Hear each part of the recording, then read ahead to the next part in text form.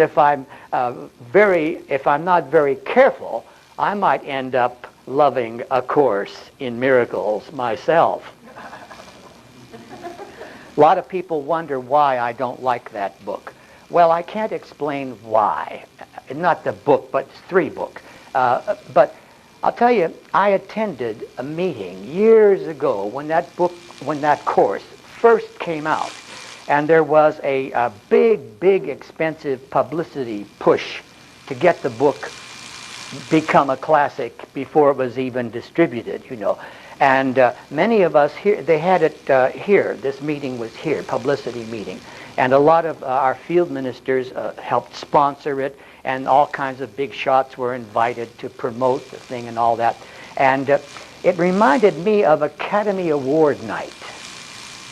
You know what I mean? All this hoopla, all this, I thought to myself, if it is as good as they are saying it is, they don't have to shove it down our throats. The quality will speak for itself. All this hoopla and all this makes me suspicious in advance. Then I, like many others, bought the set. Half a week's salary, but I bought it. And I took it home, and I thought, oh, well, all those things I've heard today, it must be wonderful, wonderful. I'm going to learn all about miracles. Well, it's called A Course in Miracles, isn't it? Isn't it? Well, if it has that title, what should it deliver? It should deliver how to bring forth miracle. Well, I read all 3 of those books. And guess what? When I finished reading the 3rd one, I knew as much about how to produce miracles as I did before I bought. It is not A Course in Miracles. That is a fake title. Friends, it is not A Course in Miracles. It's a course named A Course in Miracles, which is a book, 3 books that make very beautiful, positive, absolutist statements. You hear what I'm saying? Beautiful, positive, absolutist statements. It doesn't teach anything, doesn't reveal anything, it makes statements. And therefore, people who like books that make statements adore it. But I like books that teach something or tell stories or present courses if the thing is called a course. So there's where I stand on A Course in Miracles. It's called channeling. Okay. Well, look at what it is. Some of the people doing it and the energies that appear to come through. Hello. Insurance executive on a trip away from home. Sits down in his hotel room and decides to meditate. To my awareness, I fell asleep because I just everything kind of went fuzzy and black and was gone until the next moment I opened my eyes apologizing, gosh, I'm sorry I fell asleep. At which time Penny explained that no, I hadn't really fallen asleep, that but 2 hours had transpired, by golly it had, and that this experience had happened, and she had written down as much as she possibly could of this entity named Lazarus who had communicated through me. Penny and Lazarus made a tape recording, and that's when it hit me like, this is very, very strange and very weird. And I was very skeptical. I mean, I'm stubborn, now. About 6 months before I thought, okay, maybe there's something that I should pay attention to here. And that's pretty much how it began. We'd be very much interested in talking to Lazarus now. Would that be possible? Sure. Yeah, it takes about 30 to 45 seconds, and outwardly it will look like I'm just sitting here with my eyes closed, and then he'll come through and, I'm sure he'll like to talk to you. To go into trance is a very simple process. I visualize myself with a number of other things. The final visualization is spinning backwards in larger and larger concentric circles. And at a certain point, it just sort of fades into nothing.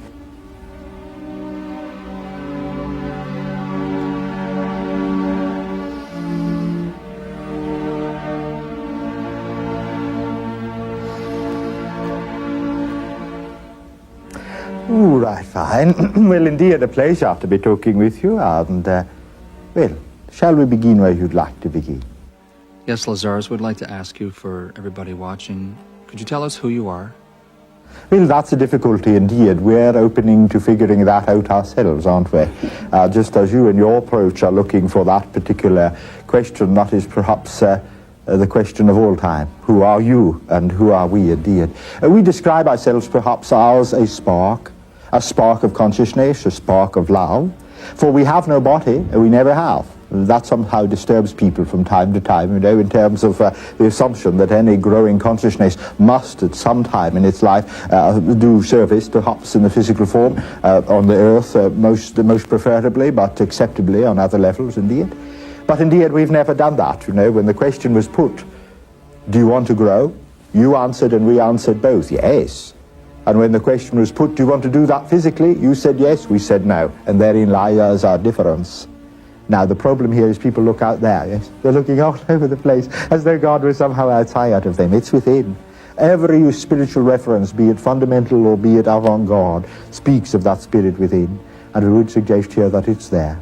And therefore, your task in this physical lifetime really isn't to find God, because God's everywhere. God is all that is everything. It's all over the place.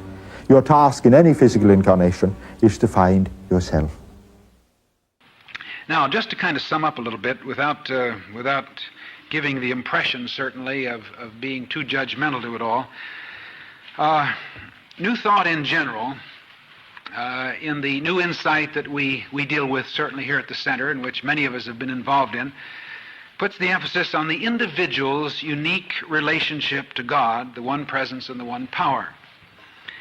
And instead of emphasis on a cosmology or involvement with masters in the past and future eras of development, the new insight as we deal with it today normally places the emphasis on the now and on personal growth today. The emphasis is essentially on the pragmatic. And I think this is a very important point, that normally in modern New Thought, one is asked less to believe than to test the principles in experience.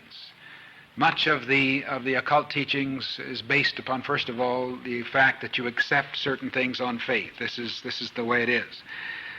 In the modern New Insight in Truth, we're simply dealing with certain fundamental principles. If they work, fine. If they don't, then they're not worthy to be considered. By their fruits ye shall know them, as Jesus said. Also, in the modern New Thought movement, I think generally there is an attitude of leaving the student open completely and entirely to outside involvement with any kind of teachings, and especially the occult teachings.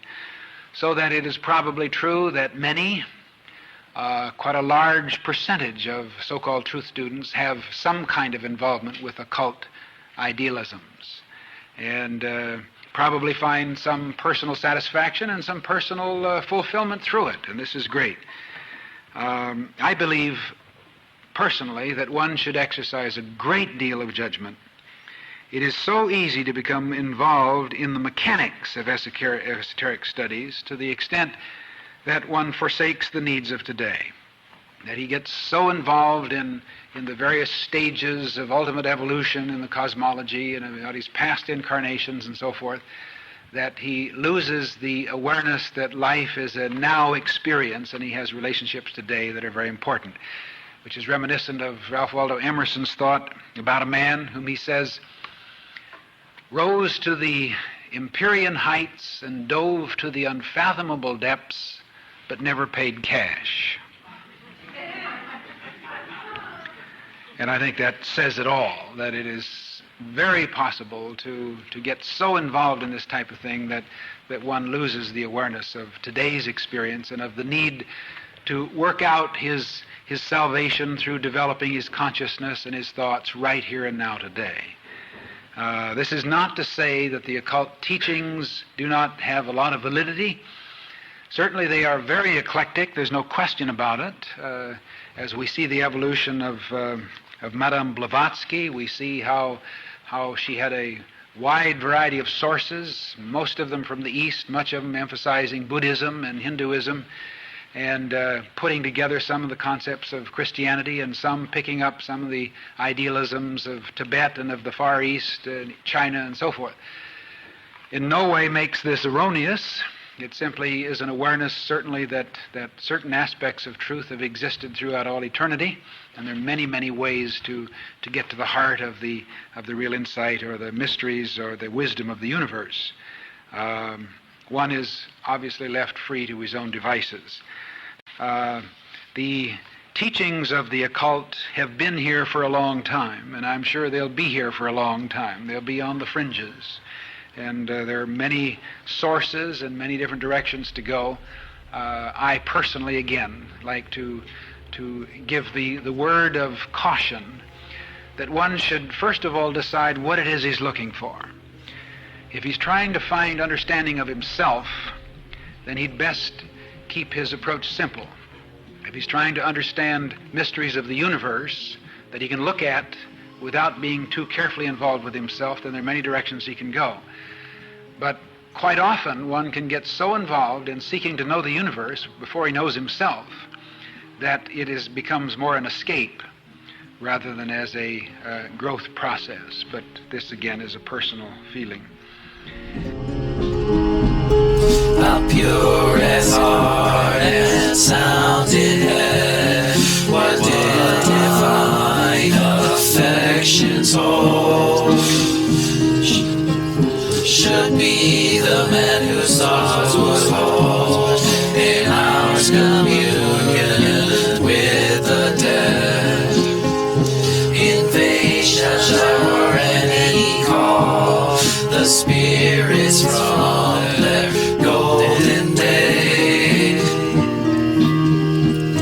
except like them thou too can say, my spirit is at peace with. Hello to all my brothers and sisters and siblings in Christ.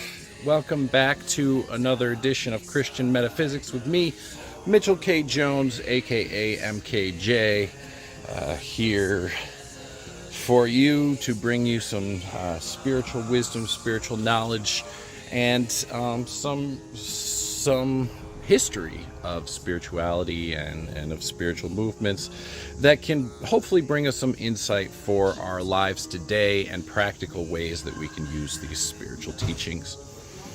Today we're talking about channeling. And channeling is usually these days sort of associated with the New Age movement.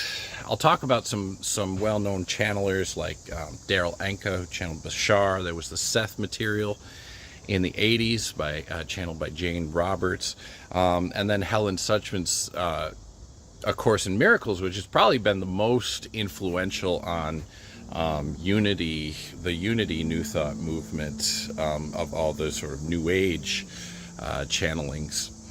But channeling has transformed over the centuries. I mean, it really started with spiritualism in the 19th century, table tipping, séances, the rappings, like the Rochester rappings of the Fox sisters, and the channeled messages of people like Andrew Jackson Davis and John Murray Spear, who I've talked about a lot, the harmonial spiritualists. I mean, even people like Emanuel Swedenborg could be said to have been certain channelers.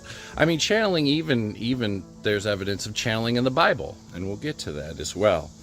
But these channeled messages often contain insight, comfort, and poetic wisdom. But from a New Thought perspective, we have to ask ourselves, are they actually spiritually authoritative? So the answer comes, though, from a core of New Thought principles that we can find in the writings of Unity teachers like Eric Butterworth, Ed Rabel, and Charles Fillmore, which is that truth does not come from phenomena, it comes from the Christ within, the indwelling Christ. So not seeking a message from a spirit out there somewhere, or from an alien or angel or whatever it is, but actually looking within is the best place to channel messages from. So no matter how compelling a voice may sound, whether it's from a trance medium, a supposed ascended master, or an extraterrestrial being, its value lies not in its source, but in its resonance with spiritual truth. The most reliable truth is the one that's already speaking in us. So while we can respect the wisdom in channeled material, we must also be discerning. Channeled messages are not inherently more trustworthy than the insights of living teachers or our own inner guidance. They are simply one form of expression among many. So I'll start by talking about Charles Fillmore, the founder of the Unity Movement's views about channeling. And he was really talking about spiritualism in this case. These days, spiritualism has kind of evolved into this New Age idea. A lot of the people in the official spiritualist movement say that, spiritualism's died out, the people aren't interested in spiritualism anymore. No, it's just the spiritualist church has died out. People are very much interested in spiritualism, perhaps more now than they were even in the past. But that's my argument, is that this idea that we're a disenchanted society and that technology and modernization is disenchanting us, that's a myth. That there is no disenchantment process. There may be disenchantment projects where people try to make the people disenchanted.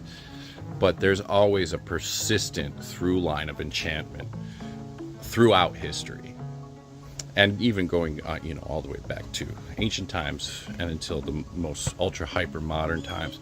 And in my view, in the future, enchantment will still be a factor in human behavior and human history and politics and economics and all that stuff as well. But Unity's founders taught, so that's Charles and Myrtle Fillmore, taught that the Spirit of God dwells within every person and no go-betweens were required. So that's a foundation of Unity's metaphysics. So from the start, Unity drew a clear line. Messages from spirits or entities or so-called ascended masters, what today we call channeling, were dismissed, in Fillmore's words, as rank error.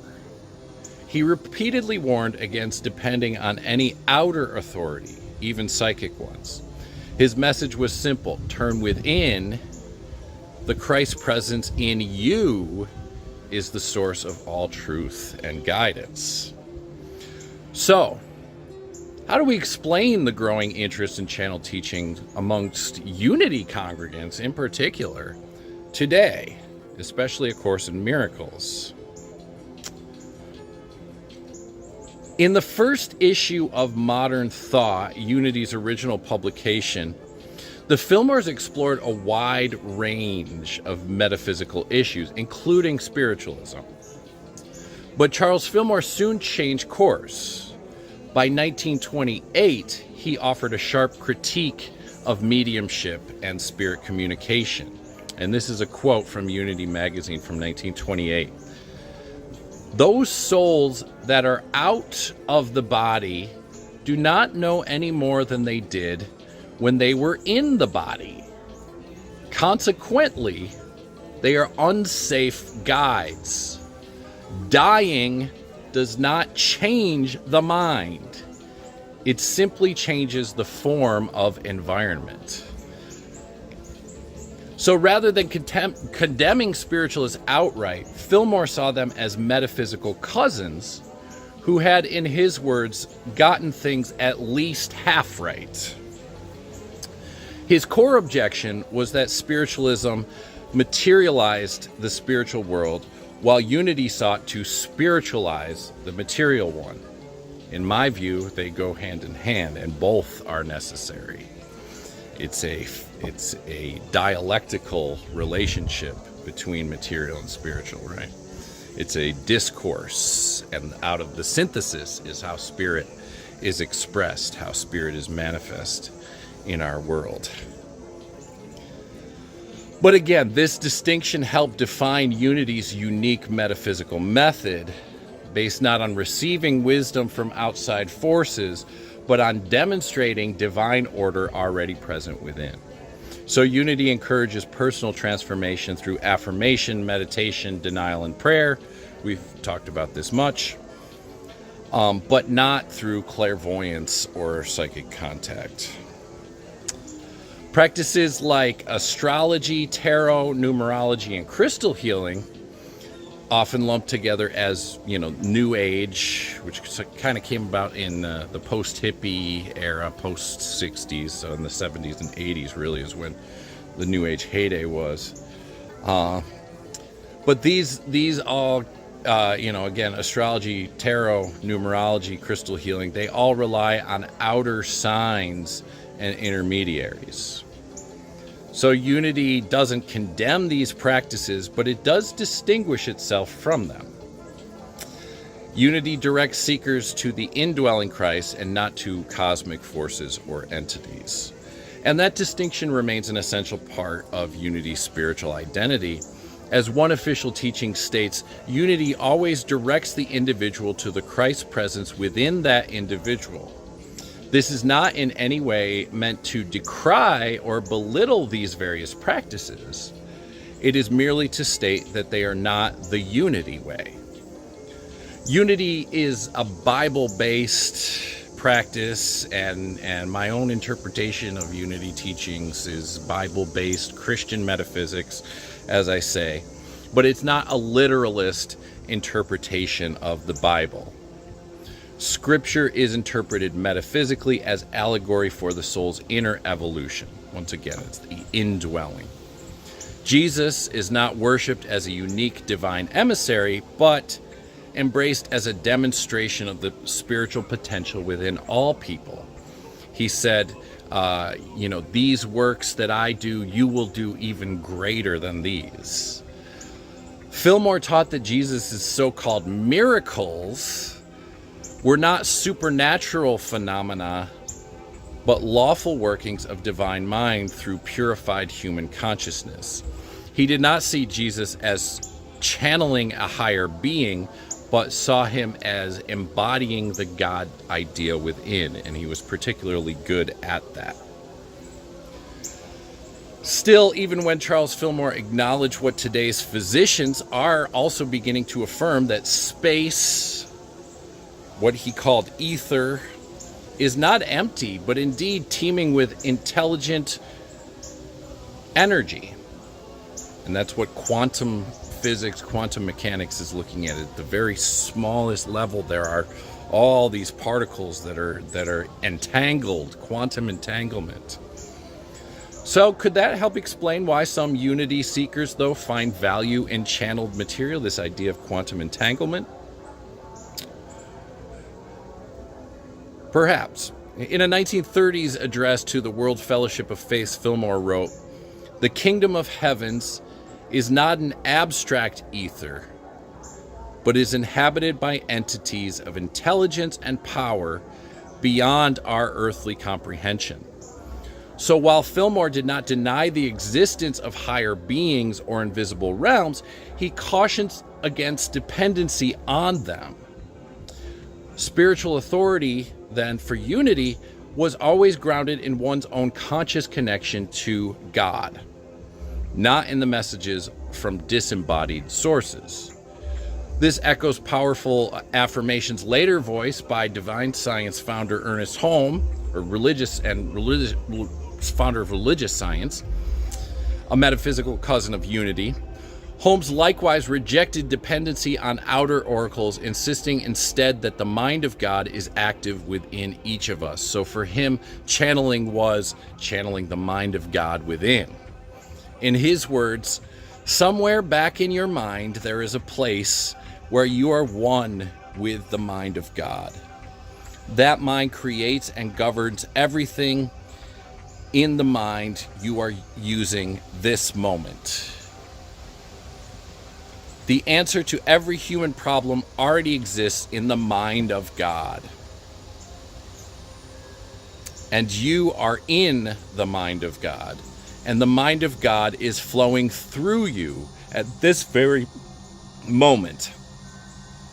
This you must accept, and accept it with enthusiasm. So Holmes, like Fillmore, emphasizes that the divine is not remote or hierarchical, but is immediate, is intimate, is intelligent, and is imminent, is here, with you, within. He offered no final creed, only the assurance that it is the most natural thing in the world to turn to the mind of God for guidance, and it is equally natural for guidance to come to the one who expects it. So where does that leave us today? Unity and the official Unity Church still remains a non-dogmatic spiritual path. It makes no exclusive claim to truth and no demand for blind faith. Its teachings, as Ernest Holmes might say, are not a theory but a method, a way of living, affirming, and demonstrating spiritual truth. Some Unity students may explore channeled texts like A Course in Miracles or Abraham-Hicks or the Law of One, but Unity's official stance has not changed. No outside entity, however elevated, can substitute for the inner guidance of the Christ within. So ultimately, Unity does not reject the mystical, but it re-centers it. It locates the invisible within. Charles Fillmore and Ernest Holmes taught that the greatest revelation is not a message from beyond, but the awakening of divine intelligence, again, already present in you. The mind of God is the only mind there is, as Holmes said, and that mind is my mind now. That is not just an idea, that is a practice. And for those who live it, it's a miracle in motion. As it says in Luke 17:21, the kingdom of God is within you. Now, which it is, I'm not sure. And I lifted my eyes and looked, and behold, there was a certain man dressed in linen, whose waist was girded with a belt of pure gold, the gold of... Now, I have Euphaz, and I'll come back to talk about that. Look in verse 6, what it says about him. Why, this is one fancy angel, I want to tell you. He is dressed marvelously. Matter of fact, the descriptions used of this man in verse 6 are used in the letters to the 7 churches in Revelation chapter 1, 2, and 3 to describe Jesus himself. Many have said it's the incarnate Christ then. No, because then in verse 13, an evil angel is going to hold this guy up for 21 days. And I don't think any evil angel could hold the Messiah for 3 weeks. So I just can't buy it's the Messiah. But let's look at this guy. He's dressed in linen. That's usually the white linen was the covering of the priest. And so we learn from Luke 24:4 those angels were dressed in brightness. We learn from Acts 1:10 they were dressed in white. So apparently angels came dressed in white, bright linen. And that's the idea here. Now the belt or the girdle of gold. Now mine has the gold of Euphaz. Some have a different name. You might want to see Jeremiah 10:9 where this place name seems to be mentioned. But really it can mean fine gold, refined gold. And that's how it's used in 1 Kings 10:18. And that may be a better understanding of the Hebrew word. Now, his body was like beryl. I think the New International Version has chrysolite.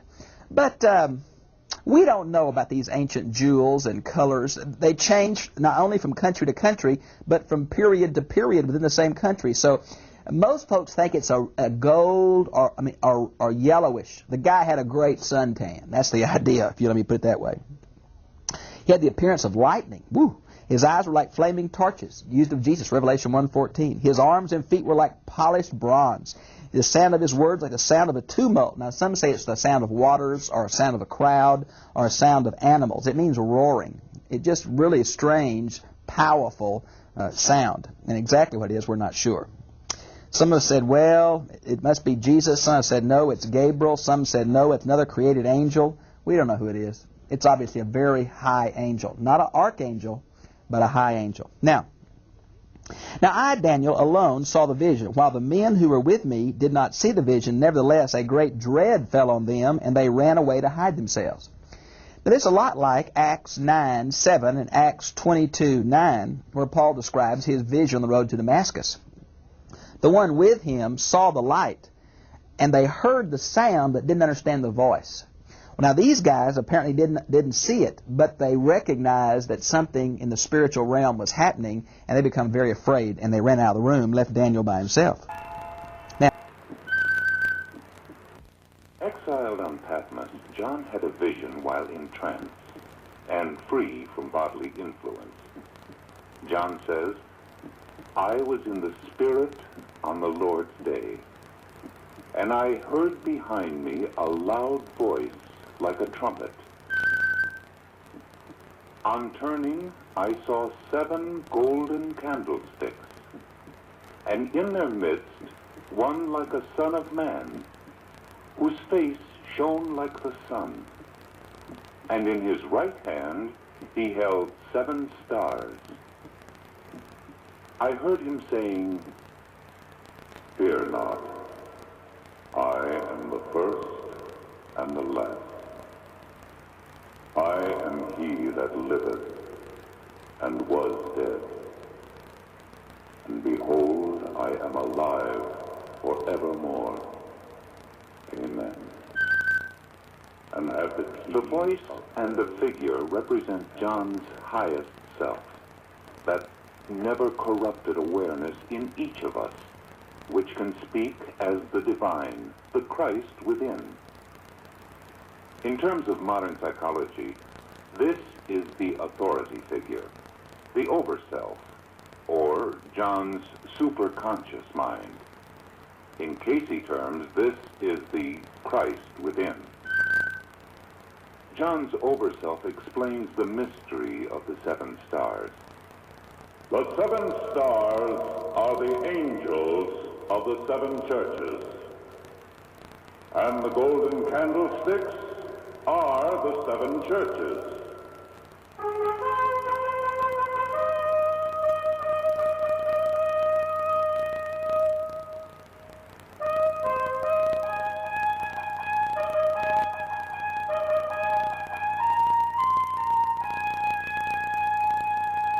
Just as we think of churches as meeting places, so in the key supplied through Edgar Cayce, the 7 churches are the meeting places within John of body, mind, and soul.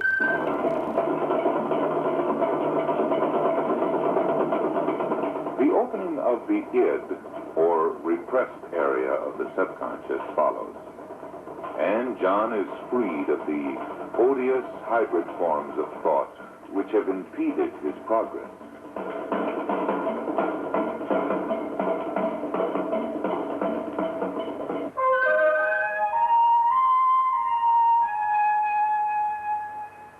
John is now told to eat the little book, seen opened in the hand of a mighty angel.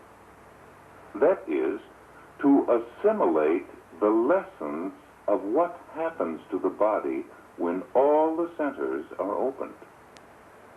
John, now alone and on his own, must carry out the example of the Lamb.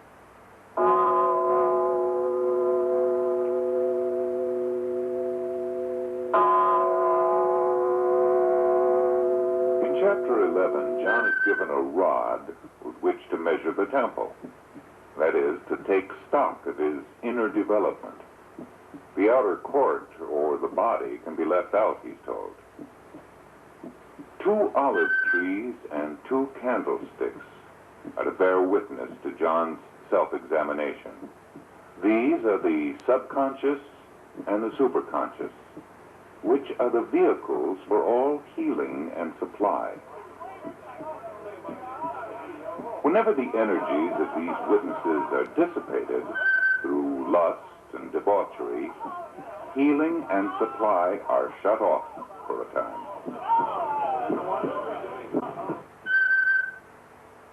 John's account of his own experiences ends here. From chapter 12 on,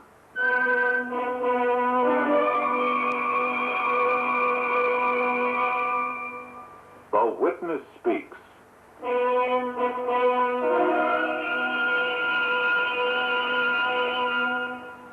Of the universal soul of man. Whenever the energies of these witnesses are dissipated through lust and debauchery, healing and supply are shut off for a time.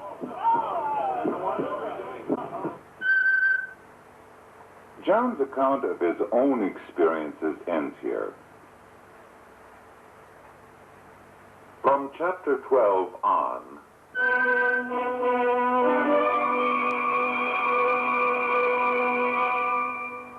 the witness speaks.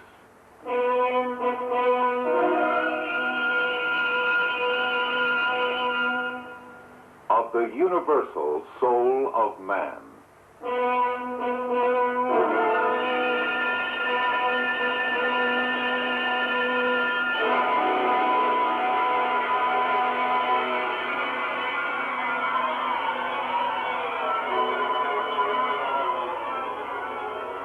A woman is now seen travailing to give birth to a child. A red dragon is waiting to devour it as soon as it appears. However, the newly born child escapes from the reach of the dragon. Thus, the infant mind of universal man is shown to have come out of the soul, which is here symbolized as the mother. The angel Michael wars with the dragon, for even before man came into materiality, the rebellious urges, as the dragon, had appeared with the creation of the conscious mind. Duality in man had begun at that point.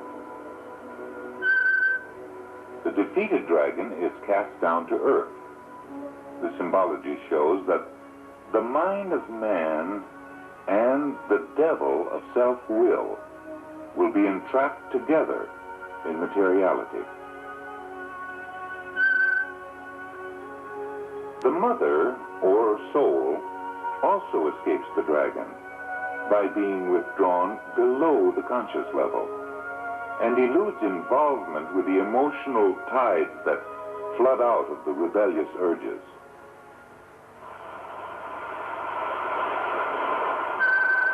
John next sees a great beast, another symbol for man's emotions, rising out of the sea, which means through his feelings, man is ruled by his desires, whose life stems from the urges of rebellion, the dragon forces.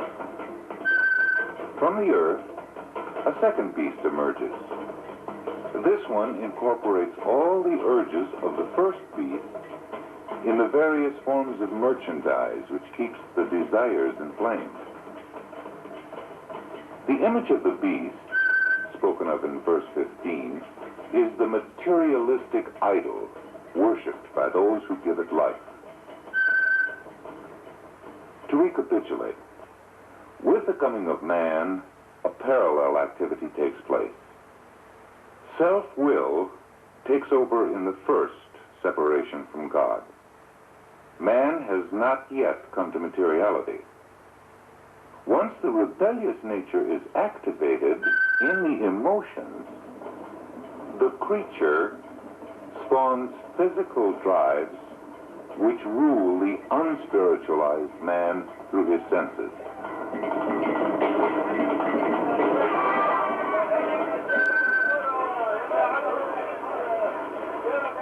The beast places his mark on the forehead or the right hand of his worshippers. That is, the unspiritualized man, whether he works with his mind or his hands, performs in patterns recognizable to his own kind. And no man might buy and sell save he that had the mark of the beast. That is, individuals who do not have the characteristics of the beast's mentality are not acceptable to this fraternity. The number 666 symbolizes the relationship between natural, unspiritualized man and his creature, the beast, who developed out of the earthly desires.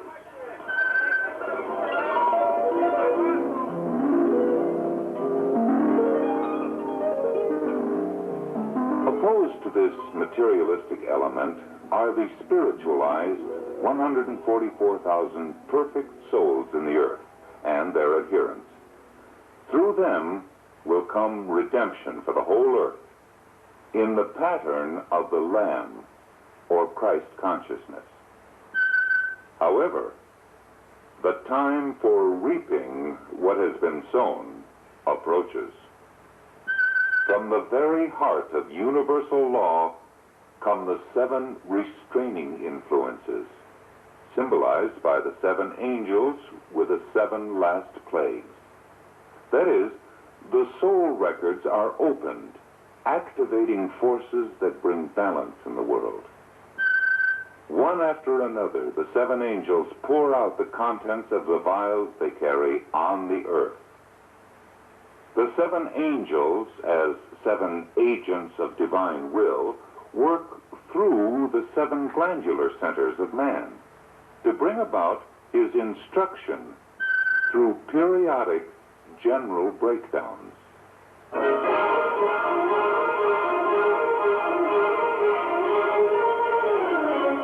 As man's institutions crumble away, the dragon and the beast yield up 3 unclean spirits out of their mouths. That is, the propaganda of distortions that has misled mankind.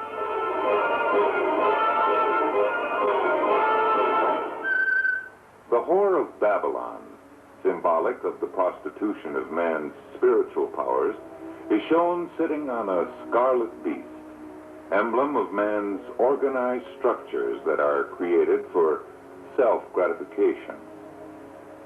The beast that was, and is not, and yet is, as recorded, means that it's figurative only, yet its influence in man's history is very real. The woman is drunk with the blood of saints and martyrs, and that is, with the energies and vitality of well-intentioned men who have given their lives to the mechanisms of the beast. From the 7 heads of the beast mentality emerge 7 kings. These represent 7 basic types of cultural cycles which rotate through history. Each culture embodies the strengths and weaknesses contained in each of the 7 endocrine centers. Thus far in... All right, back. The sun's out, and the locust sings. Off in the distance, yeah, the locust sings.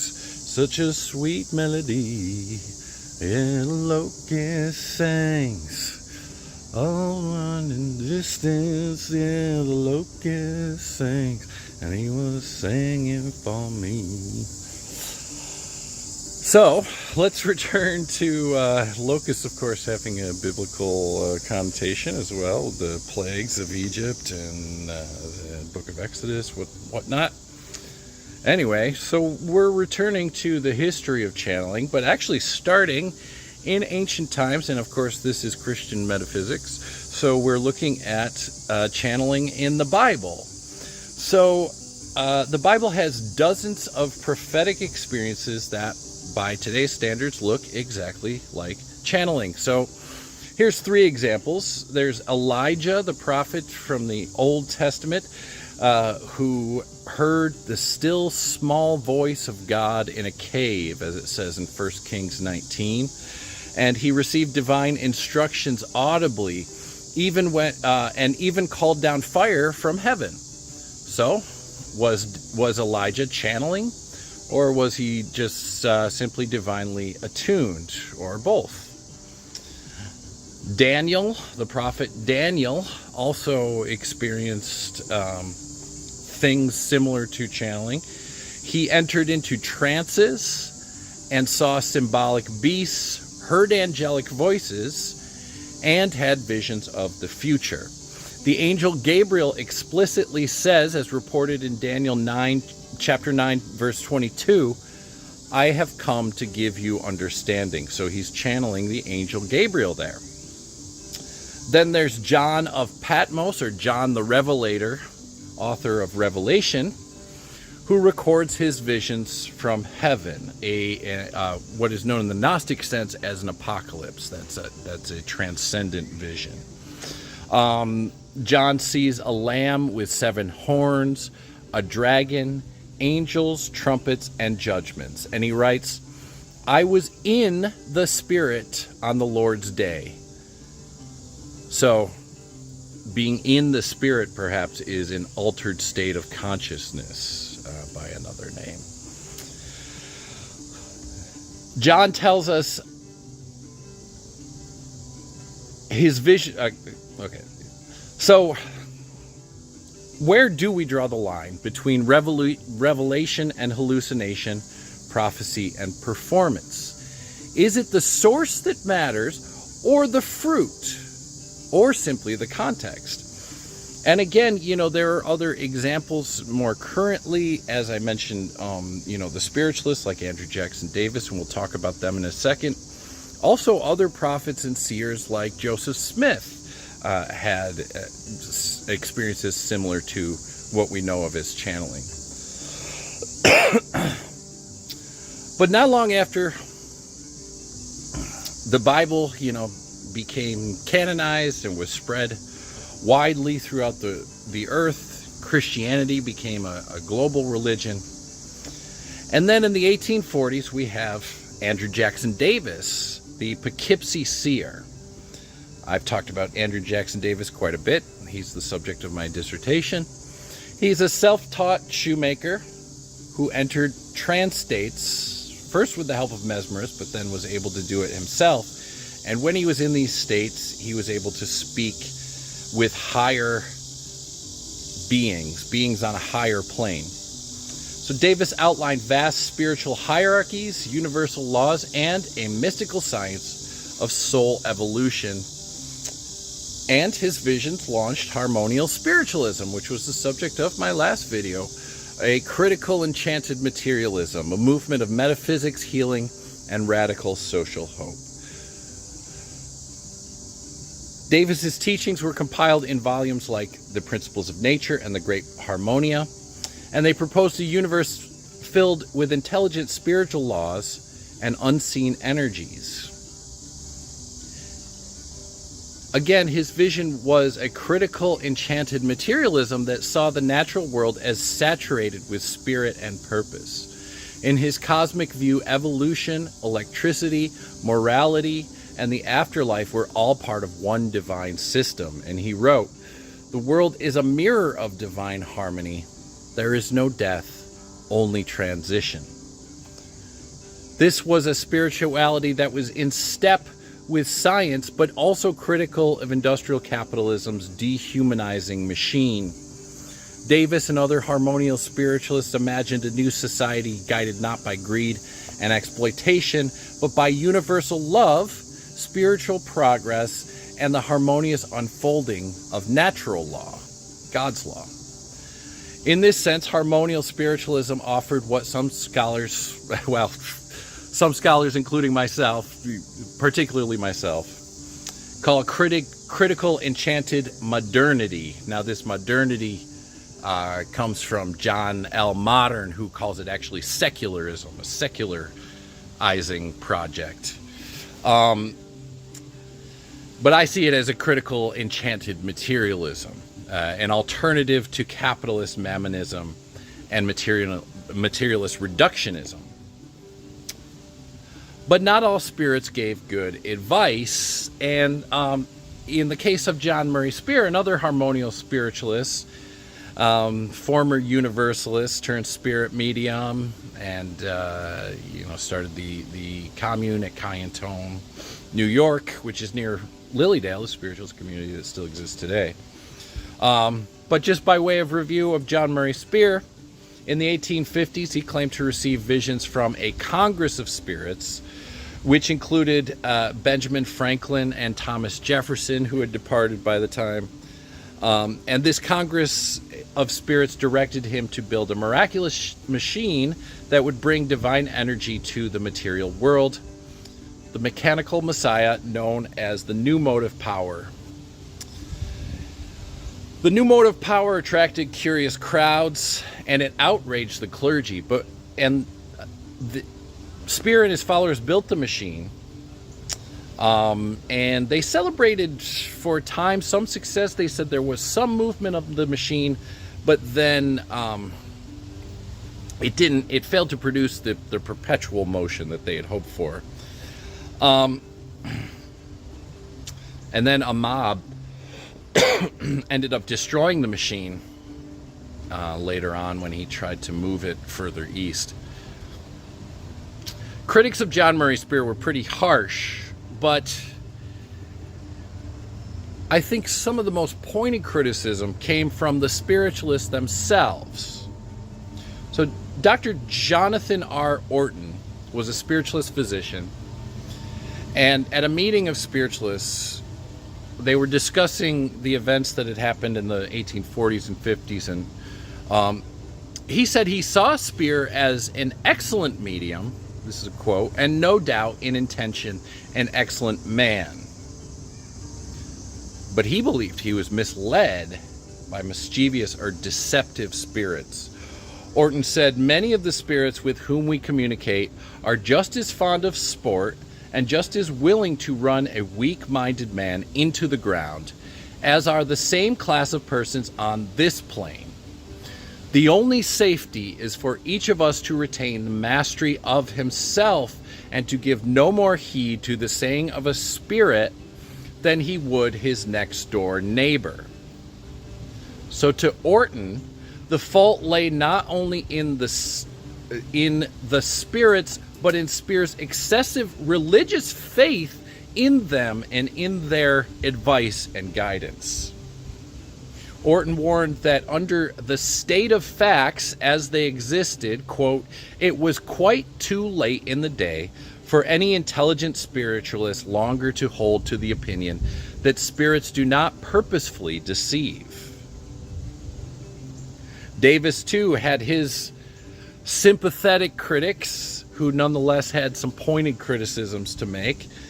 Unitarian minister W.E. Copeland, for example, praised Davis's intellectual gifts and his moral philosophy, but he found the source questionable.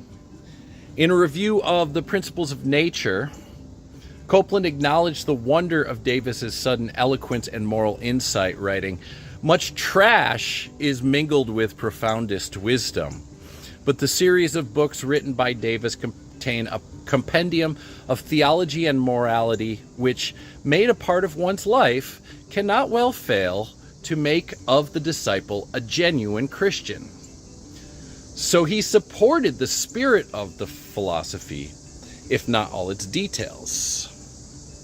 So Charles Fillmore also had a similar assessment of the spiritualist movement. He read Davis and other spiritualist thinkers with interest, but ultimately rejected spiritualism as a distracting, sensational movement lacking in spiritual authority. In a 1928 Unity magazine, he wrote, the principal objection to spiritualism as a cult is that it advances communion between souls that are in the body and souls that are out of the body, assuming that souls out of the body have super wisdom. Dying does not change the mind, it simply changes the form of environment. So I read that quote before, but it's important to hit that nail on the head. That's Fillmore's ultimate assessment of spiritualism. So again, he's not anti-mystical. He is deeply metaphysical. And he does believe in the existence of higher realms, but he taught that divine truth came not from departed spirits, but from the indwelling Christ presence. Unlike harmonial spiritualism, which saw guidance arriving through mediums and trance states, Unity insisted that the spirit of truth speaks directly through our own consciousness when aligned with divine law. Harmonial spiritualism opened a door to new ways of thinking, offering a spiritualized view of science, nature, and progress, but Unity chose a different path.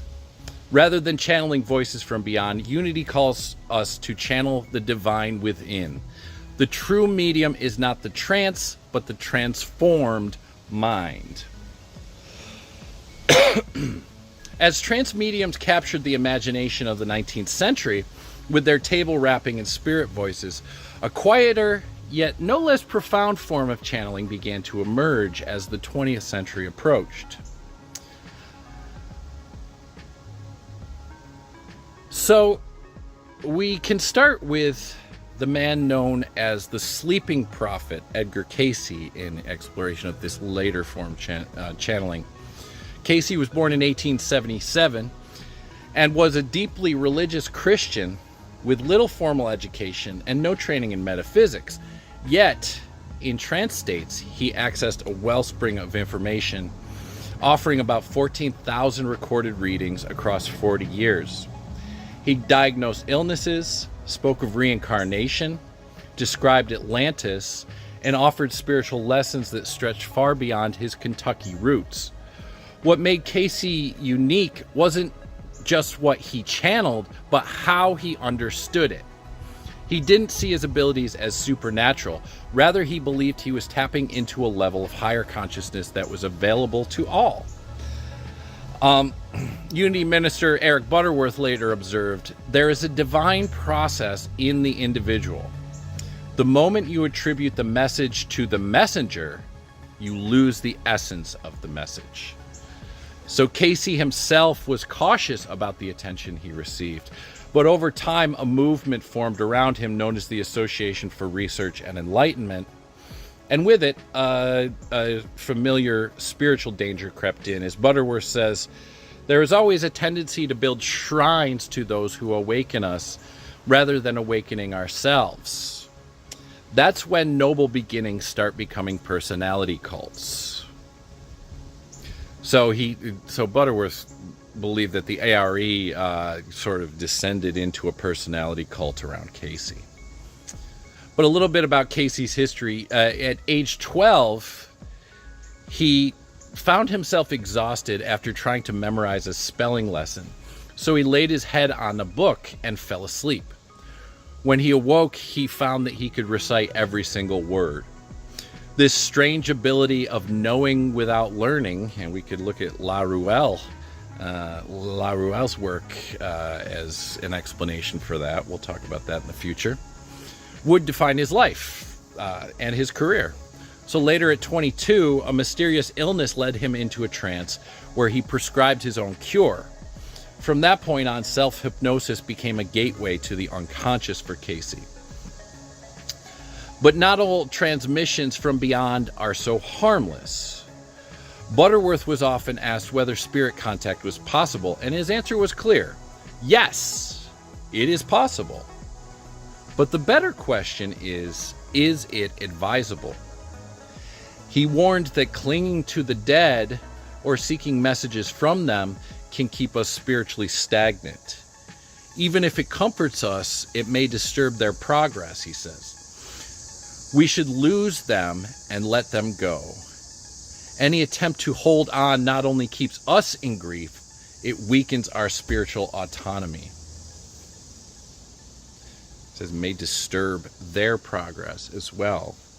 We continue to progress on the other side spiritually. He expanded further.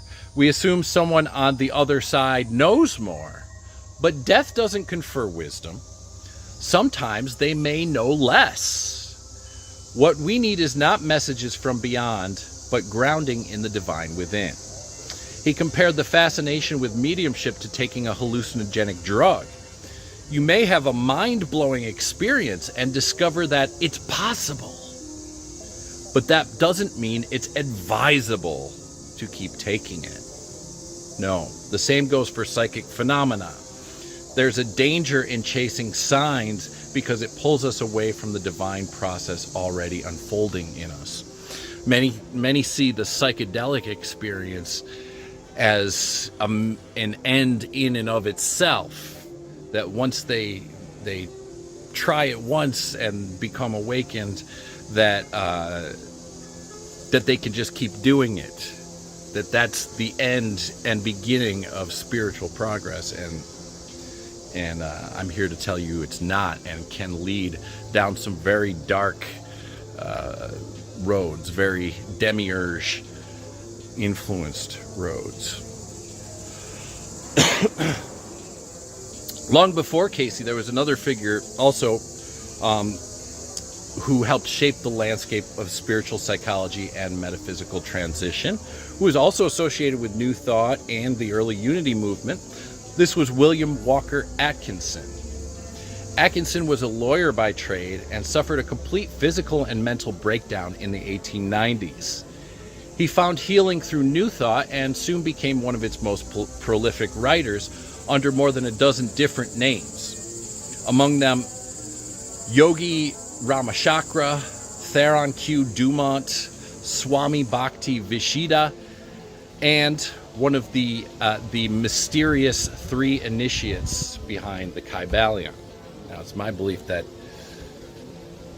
that Atkinson was channeling these three initiates, these Hermetic initiates in the Hermetic Mystery School. Atkinson's work brought Eastern terms like karma, prana, and mental causation into Western awareness.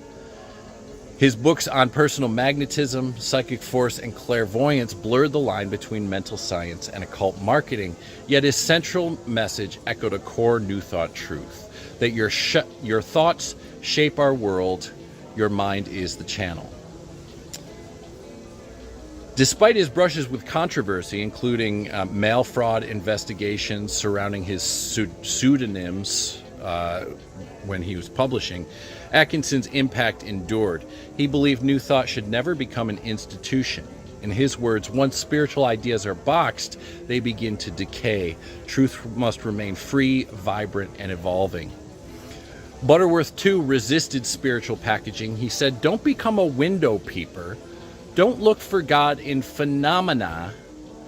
Begin with the awareness that you are already in God." The German idealists would call this noumena. To Butterworth, psychic abilities, visions, and even UFOs all may be valid. He even shared his own UFO sighting experience. But they are the byproducts, not the path. As Butterworth said, the more we look outward for signs, the more we risk being dislodged from our inner integrity. We must stop looking for answers in the next séance, the next voice, the next revelation. The truth is not out there, it is within. So, beyond Atkinson and Cayce, by the late 20th century, the language of channeling had evolved. It became less mystical of a transmission and more like psychological decoding. Voices like Daryl Anka, who channeled the extraterrestrial being Bashar, brought a cosmic edge to spiritual insight, calling us to align with higher frequencies grounded in personal responsibility.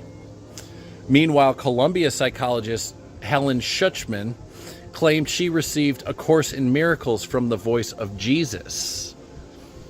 This was a text that focused not on phenomena, though, but on perception and forgiveness.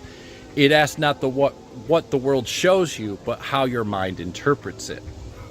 And so we arrive at a turning point in the evolution of channeling, from disembodied spirits to expanded consciousness, from dramatic séances to quiet revelations. As Butterworth asked, are you looking for guidance or giving away your power? Are you reaching for a sign or remembering who you are? But perhaps the true message is not where the voice comes from, but in who you become by hearing it. So next we'll explore the contrasting transmissions of Bashar and A Course in Miracles and ask, is there a common frequency behind these voices? My basic understanding of what most channelings are all about is that they're the product of an arrangement or an agreement that is made prior to the physical life between the person that's going to do the channeling and the being that is going to be channeled. Daryl Anka, born in Ottawa, Canada, now living in Los Angeles. 3 years ago, while bicycling with some friends in broad daylight, he spotted a triangular-shaped UFO. But something more unusual happened afterward. On 2 different occasions within the span of the same week, with 4 friends with me the first time and 2 friends with me the second time, we actually had bright, broad daylight, physical close sightings of Bashar spacecraft over Los Angeles. Now, what I didn't understand at that time, and what I understand now, is that that physical sighting was his way of kicking me in the subconscious memory to start learning what I needed to learn to fulfill the agreement I had made. Bashar and his people made contact, and as soon as the mental connection was there, the memory of having made the agreement came back, who they were, who I was to them, what the ship sighting was about, dream encounters I had had with them that I totally blocked up to that point all came back in that one memory, and along with it was the first message that they had for me mentally, which was, okay, now this is the time to start doing this if you still want to. Do you still want to? Obviously I said yes, and that was just a little over 3.5 years ago, so that's how it sort of began for me.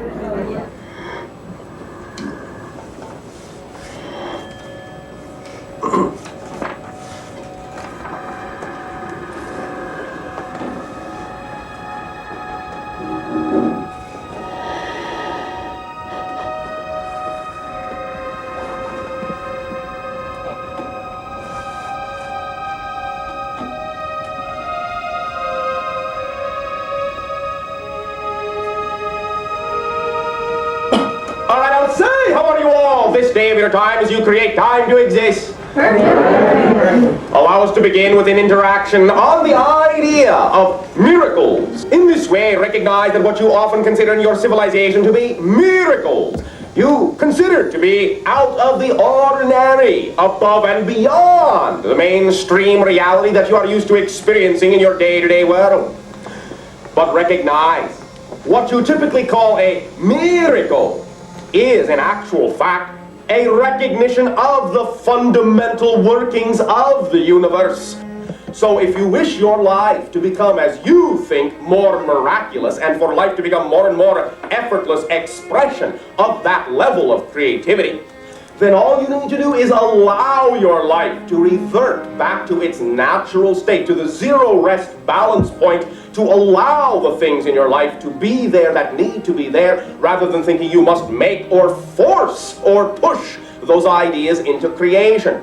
Desire, determination, those are tools that can allow you to allow your reality to work, but desire and determination do not have to be expressed in a struggle type of mode. Desire is the activation key that will bring to you anything you believe to be possible to experience in your life.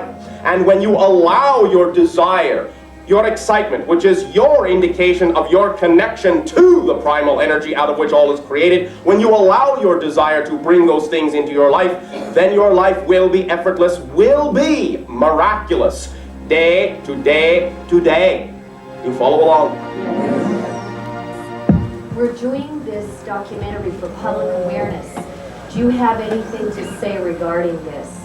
What we will say is to extend from us an appreciation and a thank you to your civilization for being willing to come to the point in its conscious conception of itself wherein it is willing to discuss these ideas and expand in many different ways. The exploration of your consciousness will be discovered to be the key to any idea you wish to understand. The universe does not do extraneous and pointless things. Everything works, and there is a reason for everything. Explore and expand your curiosity. Become fascinated with the interplay of all ideas as they interact and interrelate, and you will discover that everything is an orchestration, and a flawless one at that.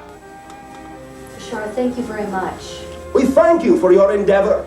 We thank you for your sharing and your willingness to participate and create an opportunity for others to participate in the growing expansion of awareness, of remembering that you are all made in the image of the infinite creator, and what that means is you are all infinite creators. We thank you. Well, but what does Robbie has? Right. You're not aware of it. No, that is one of the, yeah. Other people relate to him because they see the phenomena and they see Seth come through, whatever terms you want to use, where I am not able to relate in that same way.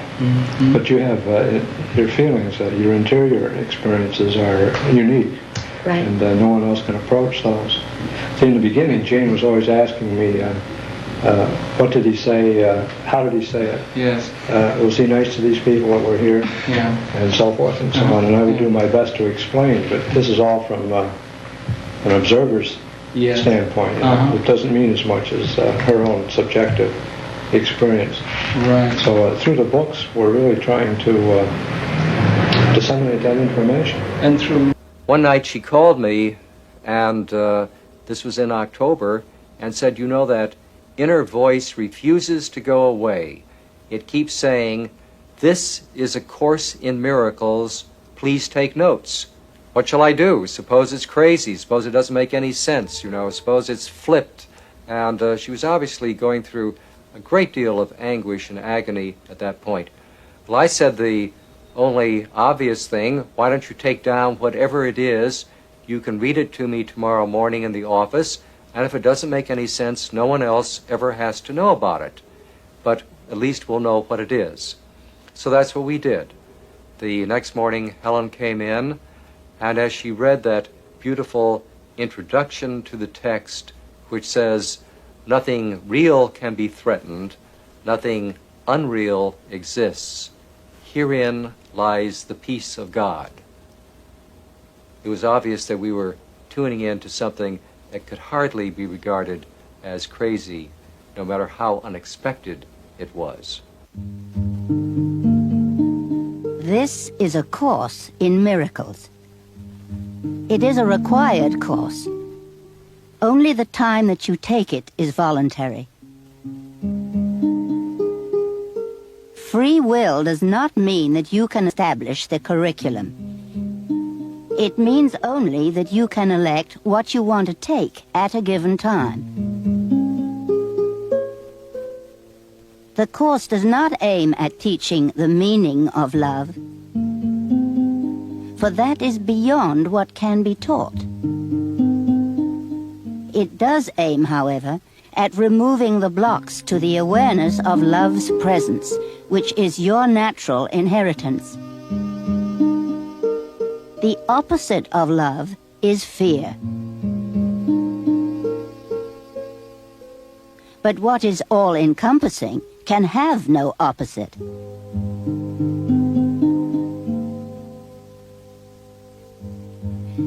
This course can therefore be summed up very simply in this way.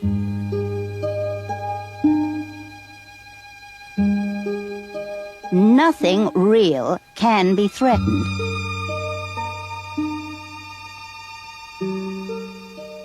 Nothing unreal exists.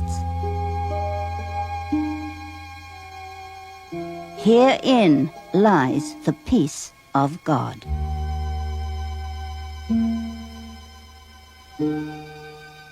On that first morning when Helen came up, she was in quite a state.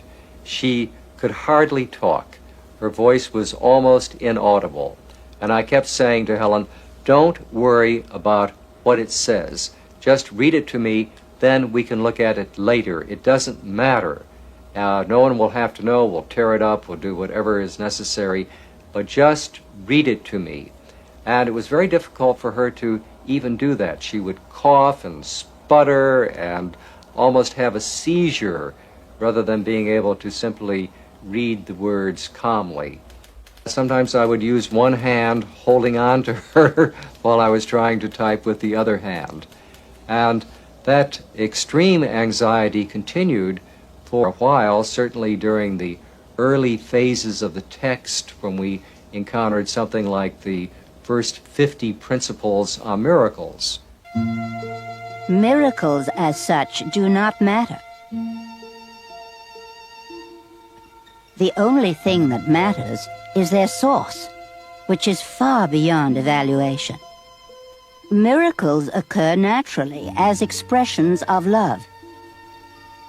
The real miracle is the love that inspires them. In this sense, everything that comes from love is a miracle. The term miracle was one that bothered me at first. I think it bothered Helen too. The idea of a course in miracles seemed rather absurd. Yet when it defined a miracle, as removing the barriers to our awareness of love's presence, it then began to make sense.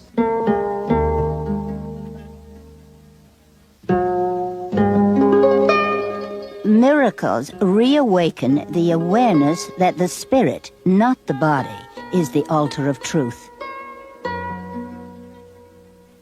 This is the recognition that leads to the healing power of the miracle.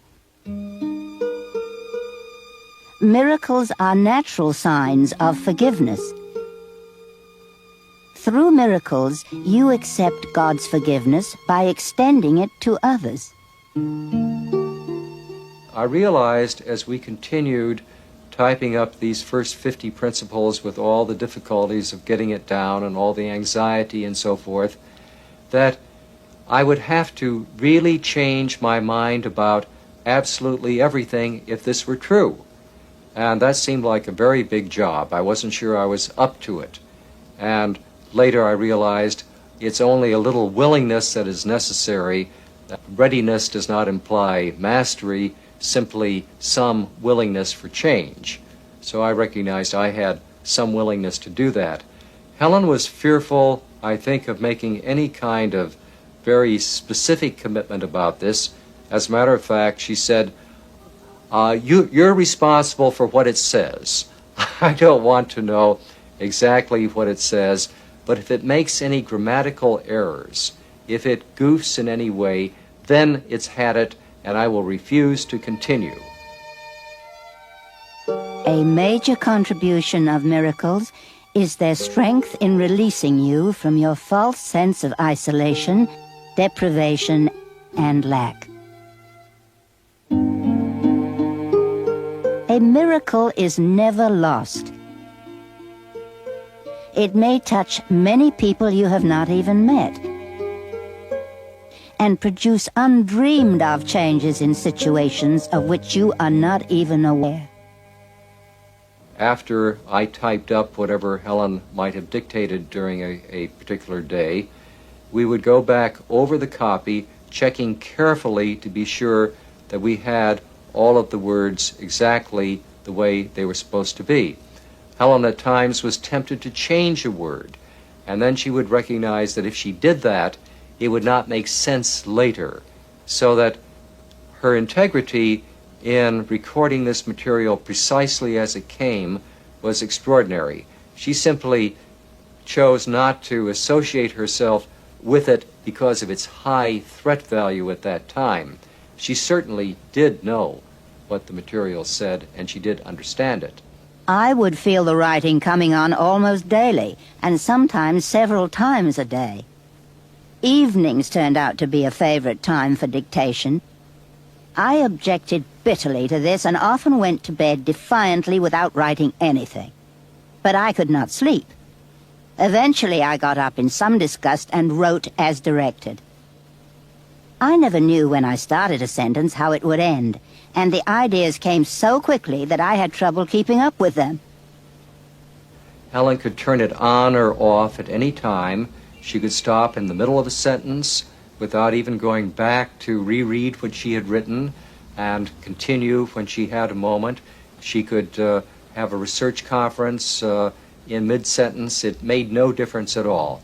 The flow of the material continued without any altered state. Helen at no time was in a trance or anything remotely resembling a trance.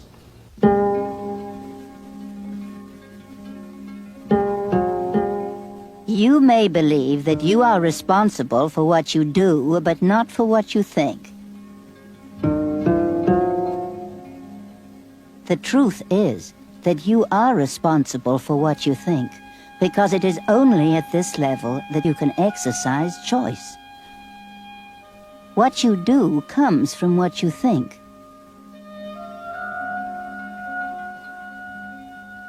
Do not try to look beyond yourself for truth, for truth can only be within you.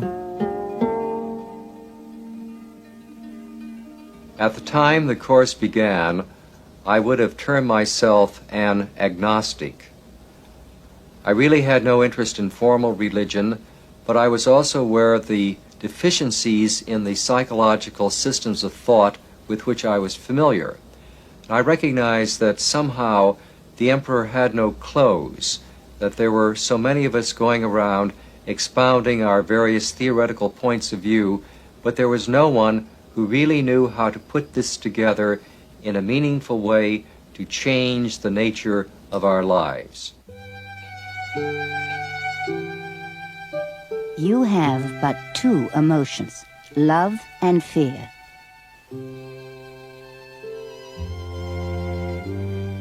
One you made and one was given you. Each is a way of seeing, and different worlds arise from their different sights.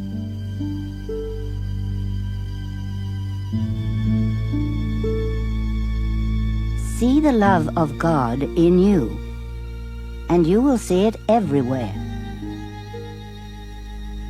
Because it is everywhere. With love in you, you have no need except to extend it.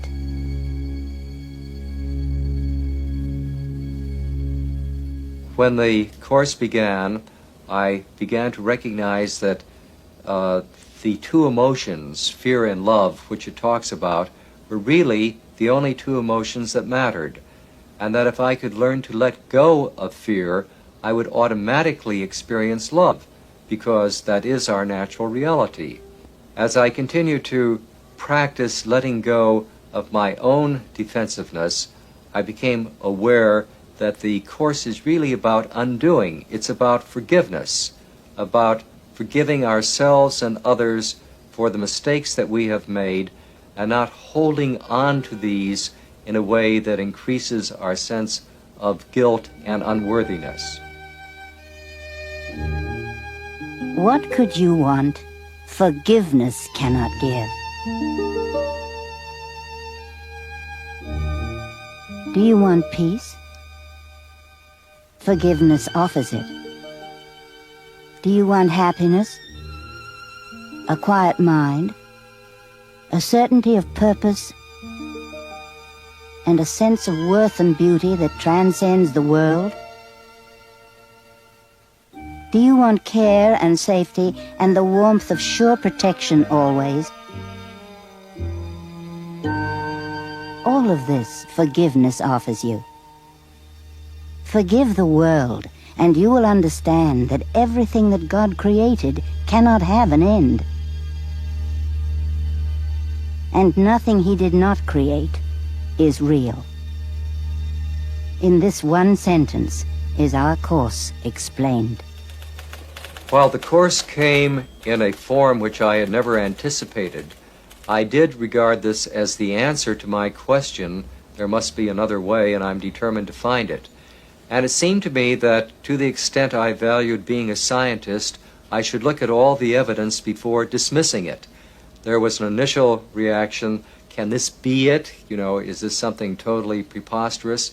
But as I read the material, I recognized that Helen in no way could have written this material. It was totally alien to her background, to her interests, and her mode of conceptualizing abstract ideas, that there's no way she could have done this. Where did the writing come from? I did not understand the calm but impressive authority with which the voice dictated. It is largely because of the strangely compelling nature of this authority that I have referred to the voice with a capital V. At several points in the writing, the voice itself speaks in no uncertain terms about the author, Jesus. My own reactions to these references, which literally stunned me at the time, have decreased in intensity and are now at a level of wonder and acceptance. I do remember one occasion very keenly when Helen came in one day and she was really distraught. She was perhaps more distraught than I had seen her in some time. And this was while we were perhaps somewhere in the middle of the text. And she said, this time it's really gone off the deep end. It's gibberish. It makes absolutely no sense, no meaning, nothing to it. It's absolutely impossible. I refuse to read it to you, and so forth. After I had calmed her down, why she did agree to read the material to me, and I might quote the very end of that section. "Forgive us our illusions, Father, and help us to accept our true relationship with you, in which there are no illusions, and where none can ever enter. Our holiness is yours. What can there be in us that needs forgiveness when yours is perfect? The sleep of forgetfulness is only our unwillingness to accept your forgiveness and your love. Let us not wander into temptation, for the temptation of the Son of God is not your will. And let us receive only what you have given, and accept but this, into the minds which you created and which you love." A conflict that Helen had was that she, number one, had many, many experiences where she really felt the love of God within her and could feel that love extending through her. But there was no way that that became an integrated part of her life. I think that was a constant source of conflict for her and of guilt for her. And I think that was a burden that she was never really freed from, that she knew exactly what the Course said. She had so many experiences which demonstrated what the Course said and of the love of God for her. But in no way was it possible for her to apply that in her personal relationships, in her concerns of elevator strikes or paint chips falling from her bedroom onto her bed in the middle of the night, or her husband leaving the room. Husband, right. And it's a myriad number of anxieties and fears and phobias, all coming within a woman that, on the same time, was hearing the voice of Jesus speak to her, some of the most beautiful words that have ever been given to the world. And then knowing full well that she couldn't integrate that in herself. I think that was a tremendous cross for her, and a source of deep pain for her, too. I've sometimes wondered, and this is highly personal for me, how I would have felt meeting her for the first time if she could have integrated that. Because a person like that would be so radiant, so transcendent, so perfect. I would have run. In a sense, again, I say for me, she was perfect the way she was. She was the perfect example to me of the ego in action on the one hand, fearful, unreliable, inconstant, always worried, and not very loving. On the other hand, she was the person who handed me that document, and she gave it freely, and she taught it to me. It couldn't have been better. The balance. I could see in her what I was, ego and Holy Spirit, and I could choose. If she was anything else, for me it wouldn't have worked. There's a chapter title in the Course that's called God or the Ego, and I think that that's a perfect epitome of what Helen really was. She had both sides so clearly demarcated in herself. I think that's right, Ken. Actually, about the time that Helen and I had finished the Course, we went to a conference in southern France. And during that period, she related a rather extraordinary experience one night when she suddenly felt that she was surrounded by all of the light of the universe, that it was here in her chest, that it was reflecting out of her, that she could reach out and touch anyone, anywhere, and there was total ecstasy, total peace, a sense that... and total love. And total love, of course, something that, one can't really talk about. But she was radiant, and the whole experience was a very glorious one. The following week, we were in London, and she had the exact antithesis of this experience while we were in London. She went into the extreme depths of darkness, a feeling of hell, a feeling that everything was dark and sordid, surrounded by evil, whatever that might be, but it was the total opposite. And when you're talking about heaven and Helen, I think that's really what this epitomizes. It was her subway experience earlier in her life when she was on the BMT in New York, and she found herself hating all of the people in the subway car, and again filled with that tremendous sense of revulsion. that she could feel sometimes towards people. And then suddenly the whole scene shifted, and she saw herself walking to a blinding circle of light, and she felt an arm come around her tenderly, and she knew that was the arm of God. And then she felt waves of love coming to her from God. And opening up her eyes, she saw these same people in a totally different way. And that light of love that she felt coming through her now embraced everyone in the subway car. It was exactly that same kind of experience, God and the ego. I was thinking as we were talking about the very end of her life. And I saw her, I guess it was 2 weeks before she died. And I didn't quite know what to say to her, what to be to her, what to do. She was so obviously dying, and of course extremely unhappy. Not in a terrific amount of pain, though. Not physical pain. No, but emotional pain was incredible. And I sat next to her, again on the couch in her living room, and I was holding her hand, and she was not responding to me. I knew she knew I was there, but she wasn't acknowledging me. It was as if she preferred to be in her own pain rather than include me in her love. And one moment when I was thinking, at that very second, I think I should go home. There is no reason for me to sit around here anymore just holding her hand and being ignored, and she had enough help in the house to care for her. She suddenly looked at me with a very alert and shrewd even expression on her face. And she said to me quite candidly, "Do you know why I'm dying?" And I was taken aback, and I didn't quite know what to answer. And I said, "No, I don't, Helen. I really don't know why you're dying." And she sighed for a moment, and there was this looking directly into my eyes. And she said, "To get out of its way." And I knew absolutely that she meant to get out of the way of the Course and its development and where it was to go, to take her ego out of the scene, because we were also affected by it. And perhaps if she stayed around, we might not have been able to do our work. I think that was an example, in fact, a rather strange example that expressed the kind of purity and integrity that Helen had. I think that there was a part of her which recognized that since her ego always had to be center stage, and she was such a dominating personality, I think that's only everybody's experience who has met her,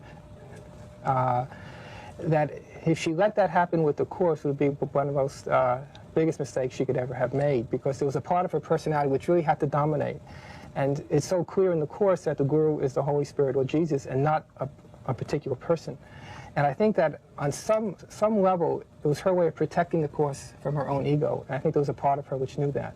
And again, I think that despite all of her ego problems and her anxieties and fears, there was another part of her which remained very faithful to that function which she felt that she had. And I think that that's probably what impressed most of us who knew her. No question. Yeah. I think her integrity was always compelling. Yes. And nothing of her ego really got in the way of the Course. I also think at the very end of her life, she knew that she'd finished, that she had come for a purpose, that she fulfilled it, and what was there left? And so she left. Mm-hmm. Helen always used to say to me that Jesus told her that when she died, he would come for her. And Helen lapsed into a coma on the morning that she died. We took her to the hospital, and she never recovered. But all day, she was in obvious pain, and you could just see that on her face. And Louis and I were at the hospital until about 8 or 9 o'clock, and then Louis wanted to go home. And so we got home, and then 2 hours later the call came that Helen had died, and we rushed back up to the hospital. And she was still in the hospital bed dead, and she had such a peaceful look on her face. And it was actually one of the very few times I could recall Helen looking that peaceful. So that I think Jesus did come for her, just as he said, and she knew that. And I think that the radiance you're talking about, Judy, I think was coming from that. It's a happy ending to a job well done.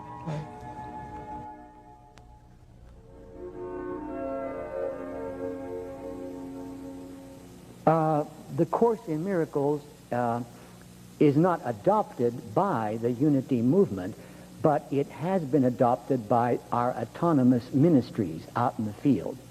The decision makers here at Unity headquarters reject it.